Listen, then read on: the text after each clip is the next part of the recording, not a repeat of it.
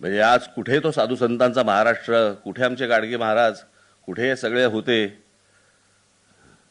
आणि काय आजची अवस्था काय आहे?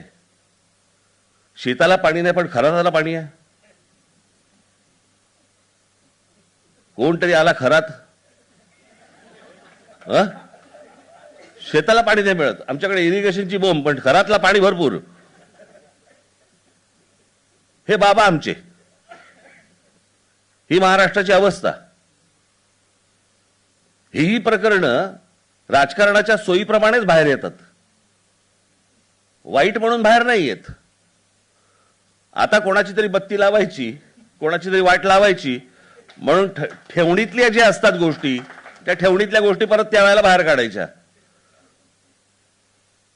हे काही चांगलं चित्र महाराष्ट्रामध्ये आज नाहीये.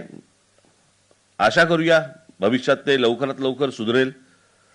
जे करतायत तेही सुधारतील आणि मला व्यंगचित्राला पुन्हा एकदा संधी मिळेल ज्याच्यातनं लोक सुधारतील असं वाटेल, अशी आशा अपेक्षा बाळगूया.